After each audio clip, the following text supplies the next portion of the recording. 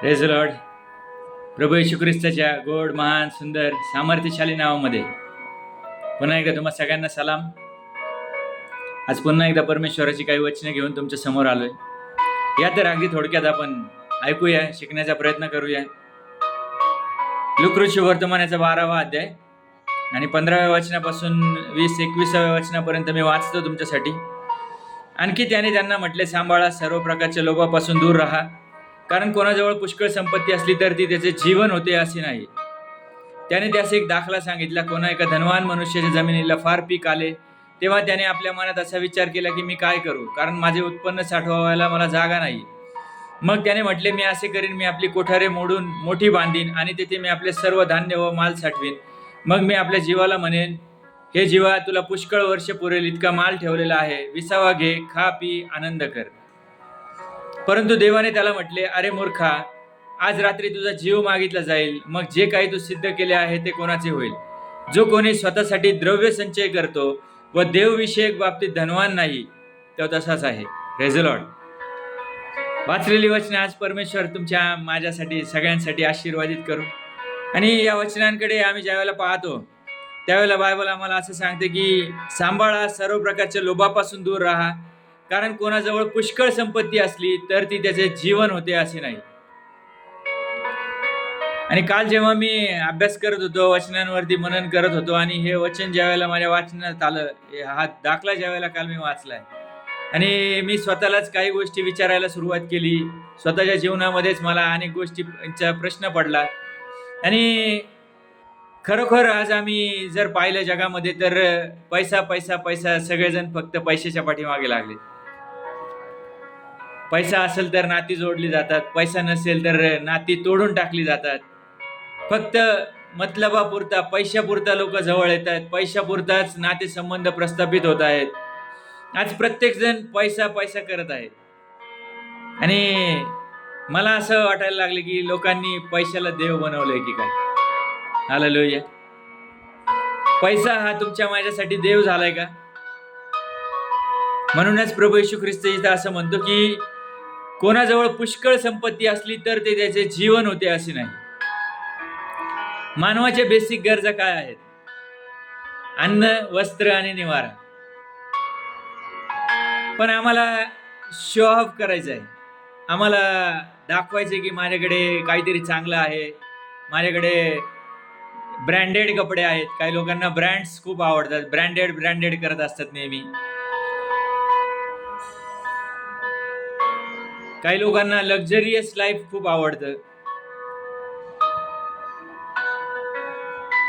पैसा तुम्हाला थोडे दिवस, थोड्या काळासाठी ती लक्झरी देऊ शकेल, पण पैसा तुम्हाला सार्वकालिक जीवनाकडे घेऊन जाऊ शकेल काय? पैसा तुम्हाला पापांची क्षमा देऊ शकेल काय?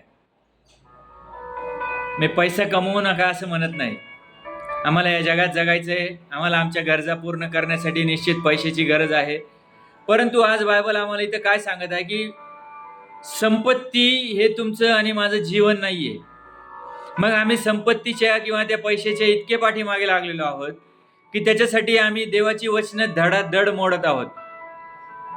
आम्ही खोटं बोलत आहोत, चोरी करत आहोत, पैशाच्या, देवाच्या दशमांशाची आम्ही चोरी करत आहोत. आम्ही देवाचा 10वा भाग देवाला देत नाहीये.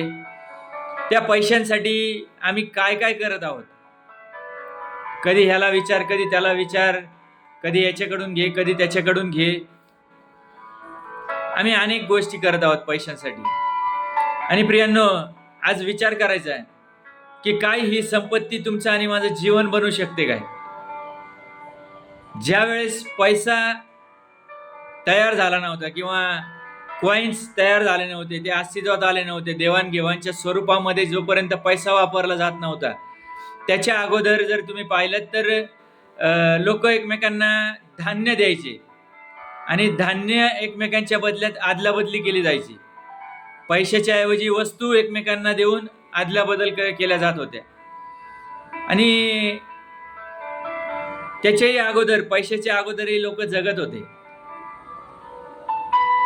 सुरुवातीपासून जर पाहिलं तर त्यावेळेला फक्त पैसा पैसा पैसा नव्हता, परंतु आज मात्र काय झालंय की फक्त पैसा. पूर्वीच्या काळामध्ये म्हणजे इव्हन मागच्या 50-60 वर्षापूर्वी, 100 वर्षापूर्वीपर्यंत पण आपली संस्कृती त्या प्रमाणात लयाला गेली नव्हती, जितक्या प्रमाणात आज ती लयास गेलेली आहे. पैशासाठी लोक एकमेकांना सोडत नव्हते, उलट एकमेकांचा आदर केला जायचा, एकमेकांना सन्मानाने बोलवलं जायचं, एकमेकांच्या घरी जाऊन दिवसेंदिवस राहायचे लोक. परंतु आज तसं काय राहिलेलं नाही. आज एक दिवस जर पाहुणा आला तर तो परत कधी जाईल असं लोकांना होतं. एखादा महिनाभर एखाद्याला सांभाळलं तर लोक असं म्हणतात आपण महिनाभर त्याला सांभाळलंय, लोक बोलून दाखवतात. अहो, लोक एक वेळचं जेवण चारलं तर आजकाल ते पण बोलून दाखवतात. काय सांगू तुम्हाला. म्हणून आज बायबल आम्हाला असं विचारतंय की संपत्ती हे तुमचं जीवन होईल काय. म्हणून मी तुम्हाला विचारले की पैसा आम्हाला स्वर्गामध्ये घेऊन जाईल काय. हा इथं श्रीमंत मनुष्य जो आहे त्याला भरपूर पीक आलंय, भरपूर संपत्ती त्याच्याकडे तयार झाली, आणि तो काय म्हणतो की मी आपली कोठारे मोडून मोठी बांधीन आणि तेथे मी आपले सर्व धान्य आणि माल साठवेन. सगळा माल, सगळ्या धान्याचा साठा तो मोठ्या मोठ्या कोठारांमध्ये करायचा त्यांनी प्लॅन केलाय. आणि तो स्वतःलाच म्हणतो की हे जीवा, तुला पुष्कळ वर्ष पुरेल इतका माल ठेवलेला आहे. तो स्वतःलाच समजावतोय आता. परंतु परमेश्वर असं म्हणतो, अरे मूर्खा, आज रात्रीतून जर तुझा जीव मागितला गेला तर मग जे काही तू सिद्ध केले आहे ते कोणाचे होईल. त्याच्यामुळे आज आम्हाला विचार करायचा की पैसा हे आमच्यासाठी सर्वस्व आहे की परमेश्वर पैशाच्या अगोदर आहे. हालेलुया. जर तुम्ही मर्लिन मुनरो नावाची हॉलिवूडची, अमेरिकेची एक प्रसिद्ध अभिनेत्री होऊन गेली आणि तिच्या जीवनाकडे जर पाहिलं, अतिशय श्रीमंत असणारी, अतिशय सुंदर असणारी, त्या काळातली, माझ्या अंदाजे 1950च्या आसपासच्या वगैरे काळातली ती होती. आणि त्या काळातली मर्लिन मुनरो नावाची एक प्रसिद्ध सुंदर अभिनेत्री, तुम्ही गुगलला सर्च करू शकता. अतिशय श्रीमंत होती, नाव, पैसा, प्रसिद्धी सर्व काही तिच्याजवळ होतं. वयाच्या 36व्या वर्षी ड्रगच्या ओव्हरडोसनी ती एक्सपायर्ड झाली. काय कमी होतं तिच्याकडे? भरपूर पैसा होता, भरपूर श्रीमंती होती, परंतु तो पैसा, ती प्रसिद्धी, ती श्रीमंती तिला वाचू शकली नाही. प्रियांनो, आम्हाला मायकेल जॅक्सन माहित आहे. मायकेल जॅक्सनच्या बद्दल जर तुम्ही ऐकलं, वाचलं तर तुमच्या लक्षात येईल. 150 वर्ष जगायचा विचार केलेला व्यक्ती, सतत 12 डॉक्टरांची टीम त्याच्या संगती असायची.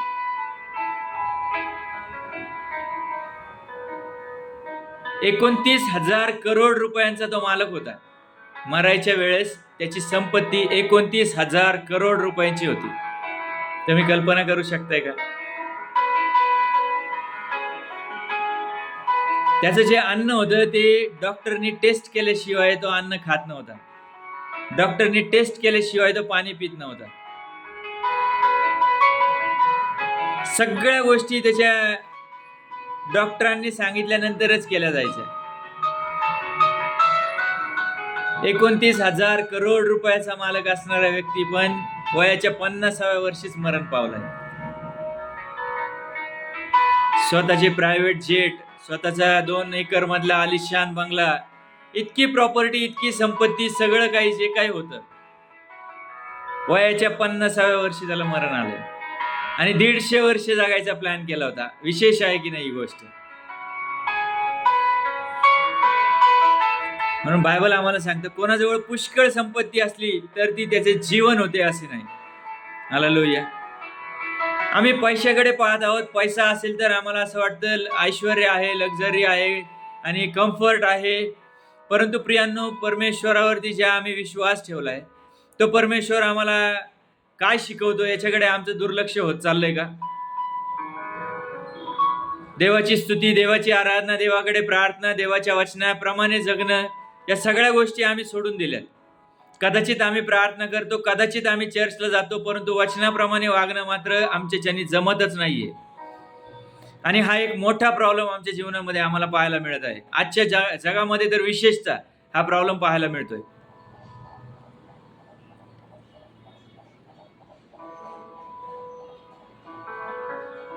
पैसा हे जीवन नाहीये प्रियांनो.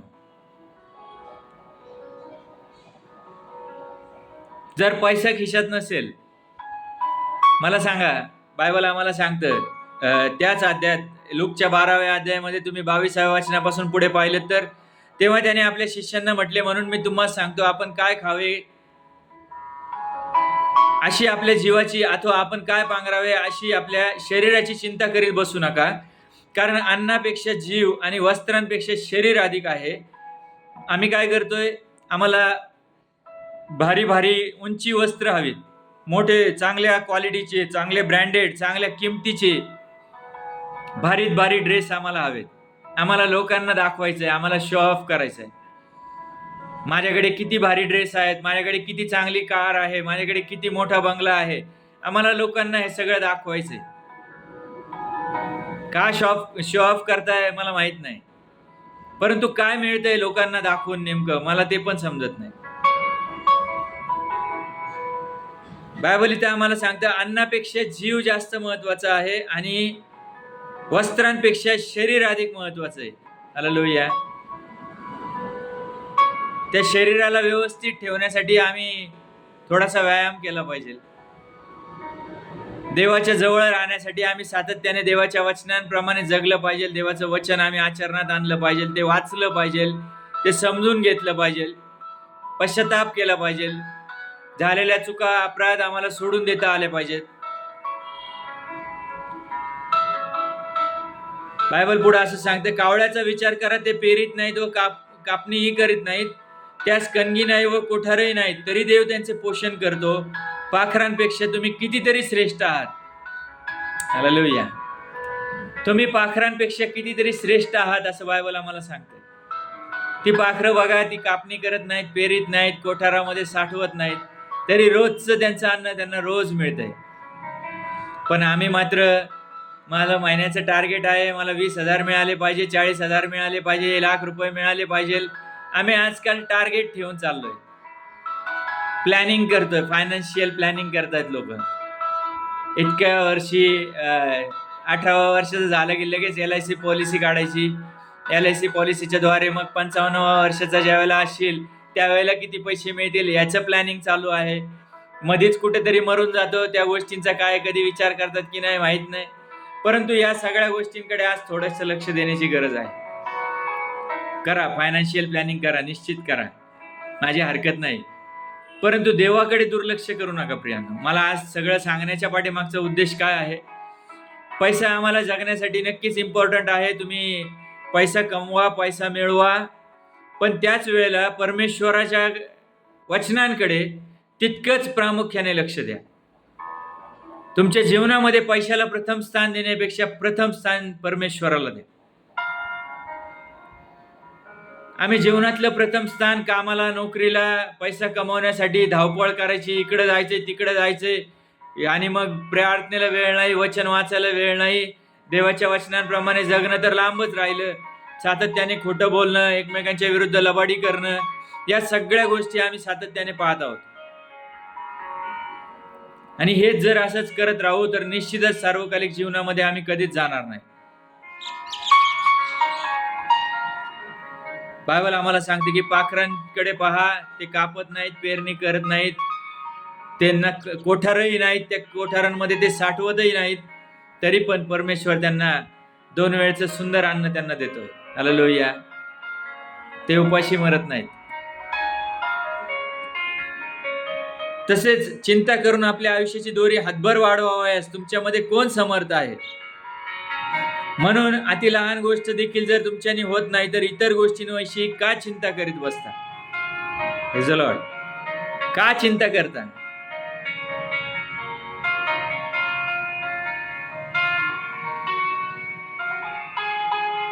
आम्ही चिंता करतोय. चिंता करता करता आम्ही चितेकडे चाललेलो आहोत. चिंता या शब्दावरचा डॉट काढून टाकला ना तर ती चिता तयार होते. आम्ही चिंता करत करत आम्ही चितेकडे चाललोय. असं नाही वाटत का? मला हे करायचंय, मला ते करायचंय, मला जगायचंय, मला पोरांना मोठं करायचंय, पोरांना सांभाळायचंय, त्यांचं लग्न करून द्यायचंय, त्यांची लेकरं बघायची, घर बांधायचंय, गाडी घ्यायची, बंगला बांधायचा आहे, आणि अशा अनेक गोष्टींची स्वप्न आम्ही रंगवत आहोत. प्रियांनो, आम्ही शेवटच्या दिवसांमध्ये आहोत. प्रभू येशू ख्रिस्त येण्याचे स्वप्न रंगवलेत का कधी? प्रभू येशू ख्रिस्त वैभवाने आला तर मी त्या रॅप्चर मध्ये कशा प्रकारे उचलला जाईल, किंवा माझं गौरवी शरीर कसं असेल, याच्याबद्दल कधी अभ्यास केलाय का? कधी विचार केलाय का? ती स्वप्न रंगवायची आम्हाला गरज वाटत नाही. कुठे फंक्शनला जायचंय तर कुठला ड्रेस घालायचा याच्यासाठी आम्ही 2 दिवस आधीच तयारी करतो. काय जण 8 दिवस 15 दिवस आधीच नवीन साडी, नवीन ब्लाऊज, नवीन कपडे, नवीन कुर्ता, शेरवानी पाहिजे, सूट बूट पाहिजे, अनेक गोष्टींची आम्ही तयारी करतो. प्रियांनो, स्वर्गात जायची मात्र आम्ही काही तयारी करत नाही. जगातल्या गोष्टी मिळवण्याची आम्ही तयारी करत आहोत. कोणीतरी आम्हाला चांगलं म्हणावं असं आम्हाला वाटतंय. प्रियांनो, लोकांनी चांगलं म्हणावं याच्यापेक्षा देवाने तुम्हाला चांगलं म्हणावं, लोकांनी तुमची स्तुती करावी याच्यापेक्षा तुमचं नाव जीवनाच्या पुस्तकात लिहिलेलं असावं, याच्याकडे आज बारकाईने लक्ष देण्याची तयारी करायला सुरुवात करा. लोक तात्पुरता चांगलं बोलतील, थोड्या वेळानंतर तुम्हाला तेच लोक नावं ठेवायला लागतील. तेच लोक परत तुम्हाला येऊन गोड गोड बोलतील. तुमच्याकडून काहीतरी स्वार्थ साधायचा असेल तर तेच लोक तुमच्या जवळ येतील. त्यांचा स्वार्थ संपला की परत तेच लोक तुम्हाला नावं ठेवायला सुरुवात करतील. त्यामुळे लोकांकडे लक्ष देण्यापेक्षा त्या जिवंत देवाकडे लक्ष द्या, जो कधीच सोडत नाही, कधीच टाकत नाही, कधीच त्याग करत नाही, जो नेहमी तुमच्या माझ्या अपराधांची क्षमाच करतो, जो आमचे रोग बरे करतो, जो आम्हाला सार्वकालिक जीवन देतो, जो आमच्या पापांची क्षमा करतो. त्या देवाकडे आम्ही पाहायला शिकलं पाहिजे. आणि म्हणून मला तुम्हाला सांगायचंय की आम्ही ज्या संपत्तीच्या पाठीमागे धावत आहोत, ज्या प्रॉपर्टीच्या पाठीमागे आम्ही धावत आहोत, ज्या प्रॉपर्टीसाठी आम्ही नातेसंबंध खराब करत आहोत, ती प्रॉपर्टी आम्हाला सार्वकालिक जीवनामध्ये घेऊन जाणार नाही. ती संपत्ती, तो पैसा तुम्हाला आणि मला जीवनाकडे घेऊन जात नाही. पैशांच्या द्वारे तुम्ही तुमचं आरोग्य घेऊ शकता का विकत? ट्रीटमेंट होऊ शकेल जास्तीत जास्त, आपण असं म्हणू, एखाद्या चांगल्या हॉस्पिटलमध्ये. परंतु प्रियांनो, मरण प्रत्येकाला आहे. अहो, जो लाजार प्रभू येशू ख्रिस्ताने ज्याला 4 दिवसानंतर मेलेल्यातून जिवंत केलं, तो देखील पुन्हा मरण पावलाय. तर तुम्ही आणि मी काय जगणार आहोत का? परंतु मरणानंतरच्या जीवनाकडे आज आम्हाला लक्ष द्यायचं. बायबलकडे जर पाहिलं तुम्ही, मला सांगू द्या, मत्तईच्या लुक शुभवर्तमान मत्तईच्या 19व्या अध्यायामध्ये एक श्रीमंत व्यक्ती प्रभू येशू ख्रिस्ताकडे आलाय. आणि 19वा अध्याय 16व्या वचनापासून पुढे ते सांगितलेलं आहे, मी वाचत नाही. आणि तो व्यक्ती येशूकडे येतो आणि गुरुजी, मला सार्वकालिक जीवन वतन म्हणून मिळावं, यासाठी मी काय केलं पाहिजे? आणि येशू त्याला म्हटलं की जा आणि आज्ञा पाळ. आणि तो म्हटला की मी माझ्या बालपणापासून त्या सगळ्या आज्ञा पाळत आलेलो आहे. आणि तो श्रीमंत होता. येशू त्याला म्हटला, एक काम कर, तुझ्याकडे जे आहे ना ते विक आणि गोरगरिबांना दे आणि चल माझ्या पाठीमागे ये. आणि तो व्यक्ती खिन्न झाला आणि तिथून निघून गेला असं सांगितलं. पैशाचा मोह, प्रॉपर्टीचा मोह, आणि त्या मोहापायी त्याने येशूला नाकारलंय. हालेलुया. ती संपत्ती विकणं त्याच्याने शक्य होणार नव्हतं, किंवा त्याच्या मनाची ती तयारी नव्हती, त्याच्या अंतःकरणाची ती तयारी नव्हती, आणि त्याने ती गोष्ट नाकारली. येशूच्या पाठीमागे चालणं याच्यापेक्षा संपत्तीसाठी देवाचं वचन मोडणं आम्हाला अनेकांना बरं वाटतं.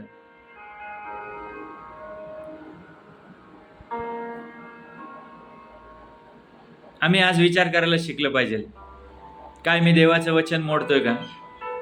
काय मी देवाच्या वचनाला दुर्लक्षित करून स्वतःचा स्वार्थ साधण्यासाठी मी सगळ्या गोष्टी करायला तयार झालोय का?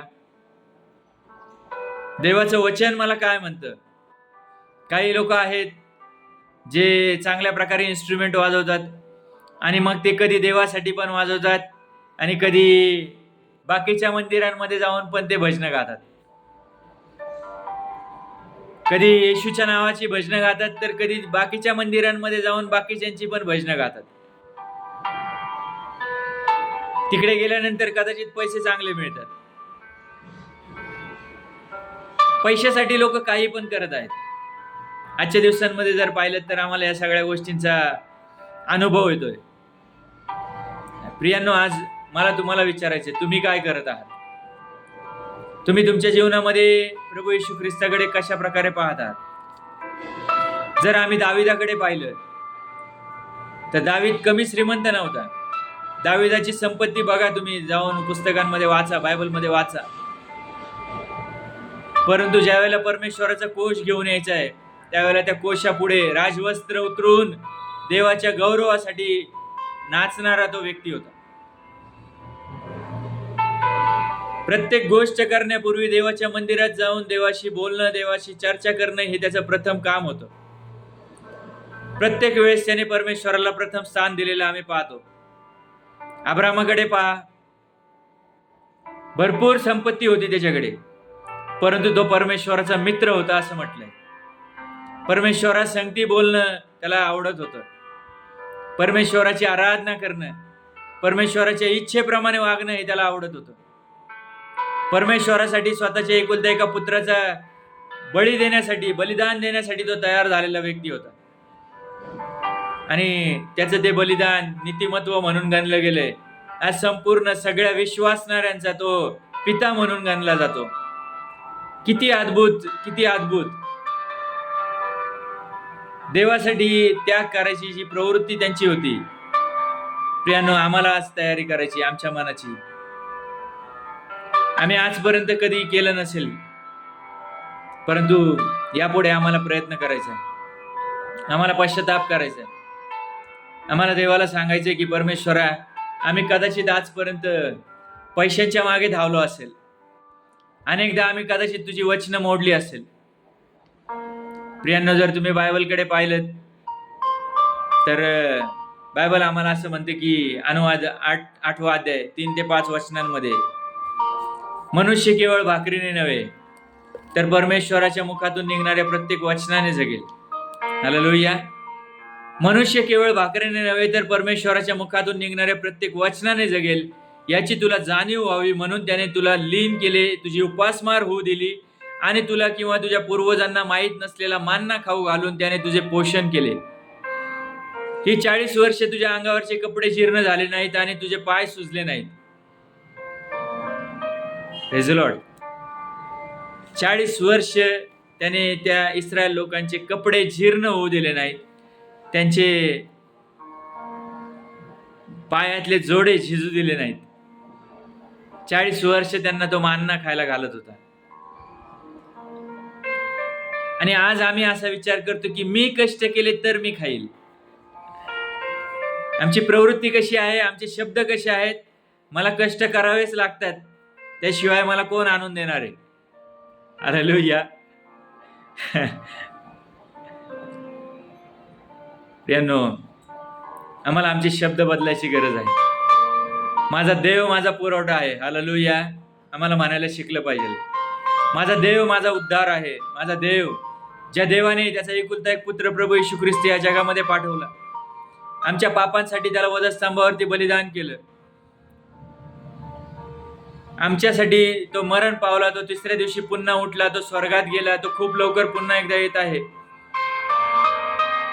त्या प्रभू येशू ख्रिस्ताच्या पवित्र रक्ताच्या द्वारे जर आम्ही धुतलेले आहोत असं जर आम्ही स्वतःला म्हणतो, तर प्रियांनो, आज आम्हाला विचार करायचा की आम्ही आमच्या जीवनातलं प्रथम स्थान पैशाला देतो की आम्ही त्या जिवंत देवाला प्रथम स्थान देत आहोत. देवाची वचनं आमच्यासाठी महत्वाची आहेत का बाकीच्या जगी गोष्टी आमच्यासाठी महत्वाच्या आहेत?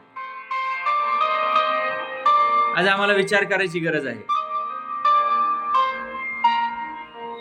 आम्ही देवाचा गौरव करणारे लोक आहोत की पैशांपेक्षा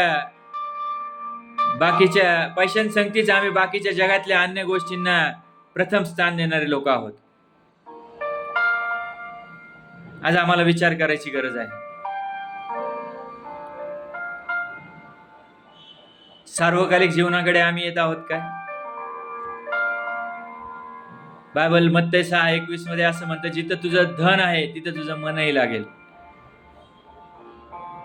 तुमचं मन कुठे लागलेलं आहे? जिवंत देवाकडे, पैशांकडे, कुठल्या व्यक्तीकडे? जीवनातली कुठलीही गोष्ट तुमच्यासाठी देवाच्या अगोदर जेव्हा असेल तेव्हा तुम्ही देवाला दुय्यम स्थान देत आहात, हे आम्हाला आज लक्षात घ्यायचंय. आणि तो जिवंत देव जो स्वर्गात अतिउच्च स्थानी विराजमान आहे, लाखो देवदूत ज्याची स्तुती आराधना अहोरात्र करतात, तो देव दुय्यम स्थान कधीच स्वीकारत नाही, हे आम्हाला कायम लक्षात ठेवायचं. अहो, आपला साधा एखादा नगरसेवक, एखादा आमदार, खासदार जर कोणी आला तर त्याच्यासाठी आम्ही चांगल्या प्रकारची तयारी करतो. अशी व्यक्ती जर येणार असेल तर तिच्यासाठी सन्मानाने आम्ही उभं राहतो. तिच्यासाठी आम्ही चांगल्या प्रकारचे सोफा मागवतो, चांगल्या खुर्च्या मागवतो, चांगल्या प्रकारची अरेंजमेंट आम्ही अशा जगिक लोकांसाठी करतो. तर जिवंत देवासाठी आम्ही किती प्रकारची तयारी केली पाहिजे, कशा प्रकारची तयारी केली पाहिजे, आज आम्हाला विचार करायची गरज आहे. आमच्याकडे जे काही आहे, बायबल आम्हाला सांगते, स्वर्गातून दिल्याशिवाय कोणालाच काहीच मिळत नाही. जे काही देवाने आम्हाला दिले ते सगळं त्यानेच दिलेलं आहे. ज्यावेळेला इयोबाकडचं सगळं काढून घेण्यात आले त्यावेळेला तो म्हटला, परमेश्वराने दिलं आणि परमेश्वराने नेलं. स्तोत्रसंहिता नीतिसूत्रामध्ये असं म्हटले की रूप माझं आहे, सोनं माझं आहे, डोंगरावर चरणारी हजारो गुरंढोरं माझी आहेत. तुम्ही मला काय देणार? काय देऊ शकतो प्रियांनो आपण त्या परमेश्वराला? ते गीत आहे, क्या दे सकता हूं, क्या ला सकता हूं. Praise the Lord. याचा अर्थ असा नाही की आम्ही देवाला काहीच द्यायचं नाही. प्रियांनो, तो देव तुमचं मन, तुमचं हृदय, तुमचं अंतःकरण मागतो. त्याला तुमच्या हृदयामध्ये वस्ती करायची, त्याला तुमची आणि माझी सहभागिता हवी आहे. त्याला आमच्या संगती बोलायचंय, त्याला आमच्या जवळ यायचंय. या पापी मानवासाठीच त्या प्रभू येशू ख्रिस्ताने वधस्तंभावरती रक्त वाहिलंय. प्रियांनो, आज त्या रक्ताची आपण किंमत ओळखायला शिकूया. त्याने वाहिलेल्या रक्ताचा आजपर्यंत कदाचित आम्ही अपमान केलाय, कदाचित आम्ही ते रक्त आजपर्यंत पायाखाली तुडवलंय. परंतु आज पुन्हा एकदा नव्याने पश्चाताप करायला शिकूया. आमच्याकडची संपत्ती हे आमचं जीवन नाहीये, हे आम्हाला समजलं पाहिजे. आमच्याकडचा बँक बॅलन्स, आमची प्रॉपर्टी, आमच्याकडे जे काही आहे, जी नोकरी आहे, जे बिझनेस आहेत किंवा जे काही आमच्याकडे आहे, ते काहीच आम्हाला सार्वकालिक जीवनात घेऊन जाऊ शकणार नाही. आमचं मरण आम्हाला माहित नाही. आम्ही आमचं मरण आमच्या पैशाच्या द्वारे टाळू शकत नाही. परंतु मरणानंतरच्या सार्वकालिक जीवनात जाणं हे मात्र आमच्या हातामध्ये आहे. त्या येशूवरती विश्वास ठेवूया. त्या येशूला पुन्हा एकदा म्हणूया की माझ्या देवा, आम्ही कदाचित आजपर्यंत चुकलो असेल. आम्ही पैशालाच आम्ही सर्वस्व मानलं होतं. परंतु परमेश्वरा, तुझं वचन आज आम्हाला शिकवतंय की कोणाजवळ पुष्कळ संपत्ती असली तर ती त्याचे जीवन होते असे नाही. आमची संपत्ती, आमचं घर, गाडी, बंगला, पैसा काहीच प्रियांनो आम्हाला सार्वकालिक जीवनात नेणार नाही. या जगात असा कुठलाही शॅम्पू तयार झाला नाही, कुठलंही केमिकल असं तयार झालं नाही जे आमच्या पापाचा डाग धुवून टाकू शकेल. कितीही पैसे होत आहे, कितीही R&D करा, तुम्ही रिसर्च करा,